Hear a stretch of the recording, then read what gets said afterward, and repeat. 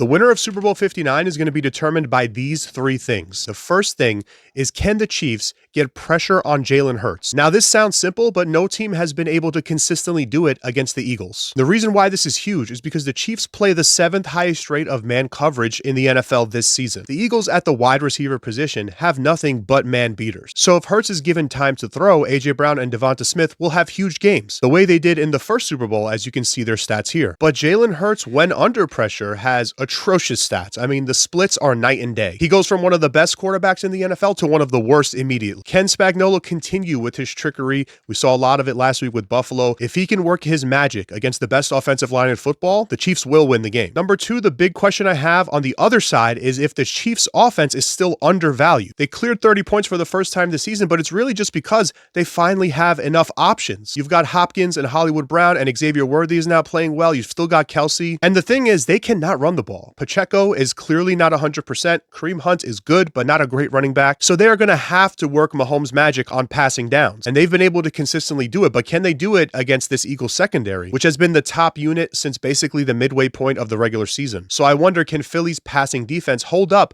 against an offense that you don't have much tape on because these guys haven't all been healthy together and they're currently playing at their highest level, peaking as an offensive unit. And number three comes down to the head coaches. Listen, Andy Reid, he never makes a mistake in these big games. He always makes the right decision. He always makes the right call. He knows when to call timeouts, when to challenge, etc. And I think Nick Sirianni is a really good head coach, but the problem is that really good is not good enough against these guys. Just ask the Bills last week. Everyone was upset over the 4th down that the referee said they didn't get, but on the 3rd down play, they clearly got the first. No challenge was thrown. They kept running the QB sneak even though the Chiefs were defending it well and knew it was coming to the left every time. James Cook was gashing the Chiefs on the ground, but he only got 13 carries. These are all questionable coaching decisions. But the problem is you can't just be good. You have to be perfect. So I'm going to be watching for any little thing that Nick Sirianni does could be the difference in this game. Tomorrow, I'm going to be posting my first props of the Super Bowl completely free, but only on the Action app. If you guys go to the profile, tap that button, follow me on there so you can tail them with me starting tomorrow. Let's get it.